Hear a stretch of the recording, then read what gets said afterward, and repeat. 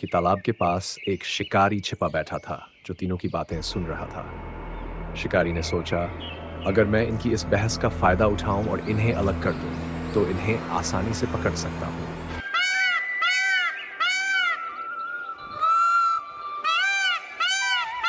बहुत समय पहले एक घना जंगल था जिसके बीचों बीच एक सुंदर तालाब फैला हुआ था। इस तालाब में कई तरह के जीव जंतु रहते थे। इस तालाब के पास एक मगरमच्छ, एक तोता और एक सारस के बीच गहरी मित्रता थी, मगर वे तीनों बहुत ही अलग स्वभाव के थे। मगरमच्छ का नाम बलराम था। बलराम बड़ा और ताकतवर था, लेकिन अपनी ताकत पर उसे थोड़ा घमंड भी था। उसे लगता था कि जंगल का सबसे ताकतवर जीव वही है और कोई उसे टक्कर नहीं दे सकता।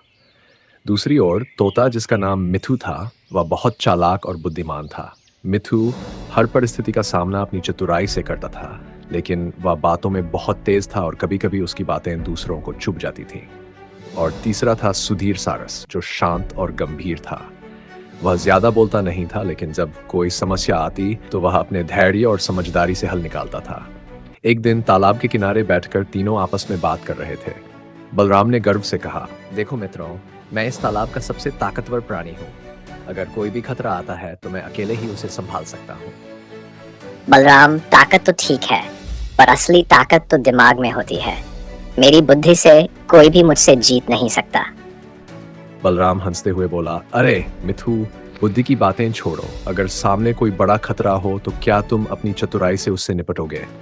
बिना ताकत के कोई जीत हासिल नहीं होती। मिथु थोड़ा चिढ़ते हुए बोला, तुम ताकत की बात करते हो, लेकिन अगर सामने कोई जाल हो और तुम उसमें फंस जाओ तो क्या तुम अपनी ताकत से खुद को बचा लोगे? वहां तो बुद्धि ही काम आएगी। इस बार सुधीर ने बीच में हस्तक्षेप करते हुए कहा, दोनों की बातों में कुछ न कुछ सच्चाई है, लेकिन सबसे जरूरी है धैर्य।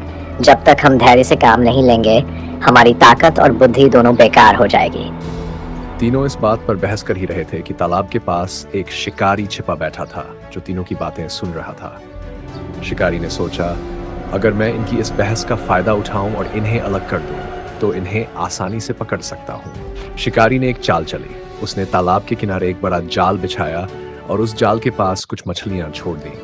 शिकारी जानता था कि मछलियों को देखकर बलराम लालच में आ जाएगा और बिना सोचे समझे जाल में फंस जाएगा। जैसे ही बलराम ने उन मछलियों को देखा, उसका मन मचल गया। वह तुरंत मछलियों की ओर बढ़ा। मिथु ने तुरंत हर खतरे को भांप लिया और चिल्लाया, रुको बलराम, मुझे कुछ गड़बड़ लग रही है। ये मछलियां यहाँ यूं ही नहीं हो सकती, जरूर कोई जाल बिछाया गया है। बलराम ने मिथु की चेतावनी को नजरअंदाज करते हुए कहा, तुम हमेशा शक करते हो मिथु, मुझसे बड़ा कोई खतरा नहीं हो सकता। मैं ताकतवर हूं और ये मछलियां मेरी हैं। ये कहकर बलराम मछलियों की तरफ बढ़ा और जैसे ही उसने छलांग लगाई, वह शिकारी के जाल में फंस गया। बलराम ने जोर से चिल्लाया, मदद, मैं जाल में फंस गया हूं, मुझे बाहर निकालो। मिथु ने उसे घूरते हुए कहा, मैंने कहा था कि बिना सोचे समझे काम मत करो, लेकिन तुमने मेरी एक नहीं सुनी। अब देखो, तुम जाल में फंस गए हो।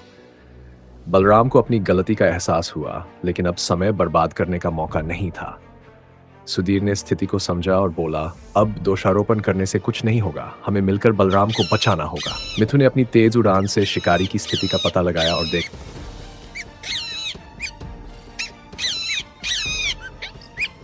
कि वह धीरे धीरे जाल की ओर बढ़ रहा है। उसने सुधीर से कहा, सुधीर, तुम बलराम को शांत रहने के लिए कहो ताकि वह जाल में और न उलझे। मैं शिकारी को थोड़ा समय तक भटका देता हूं। सुधीर ने बलराम के पास जाकर कहा, बलराम, शांत हो जाओ। जितना ज्यादा तुम हिलोगे, उतना ही जाल कस जाएगा। धैर्य से रहो, हम कुछ उपाय सोच रहे हैं। बलराम ने सुधीर की बात मानी और जाल में हिलना बंद कर दिया। उसने अपनी गलती स्वीकारते हुए सोचा, मिथु और सुधीर की बात सुननी चाहिए थी।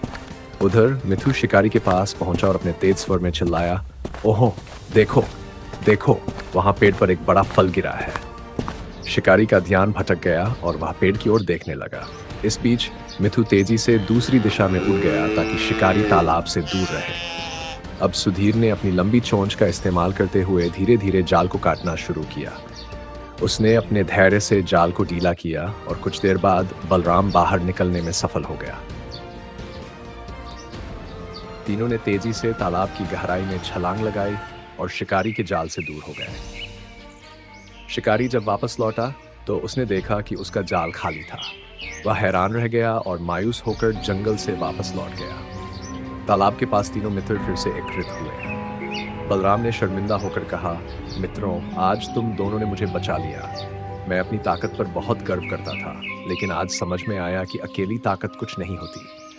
मिथु, तुम्हारी बुद्धि और सुधीर, तुम्हारे धैर्य ने मिलकर मुझे बचाया। मिथु ने मुस्कुराते हुए कहा, तुम्हारी ताकत भी जरूरी थी बलराम। अगर तुम ताकतवर नहीं होते तो हम जाल से बाहर नहीं निकल पाते। बस सही समय पर सही चीज का इस्तेमाल जरूरी होता है। सुधीर ने भी कहा, हाँ, हम सभी के गुण अलग हैं, लेकिन जब हम एकजुट होकर काम करते हैं तो हर समस्या का हल निकल आता है। बलराम ने सिर झुकाकर कहा, मैं अब समझ गया हूं कि असली ताकत दोस्ती में है, और जब हम एक दूसरे का साथ देंगे तब तक हम किसी भी मुश्किल से निपट सकते हैं। उस दिन के बाद तीनों ने कभी भी अपनी ताकत, बुद्धि या धैर्य पर गर्व नहीं किया, बल्कि वे हमेशा एक दूसरे के गुणों की सराहना करने लगे और मिलजुल कर हर परेशानी का सामना किया। नैतिक शिक्षा: ताकत, बुद्धि और धैर्य तीनों की आवश्यकता होती है, लेकिन असली सफलता तभी मिलती है जब हम एकजुट होकर काम करें। सच्ची मित्रता में एक दूसरे की कमजोरी को समझना और सही समय पर मदद करना सबसे बड़ी ताकत होती है।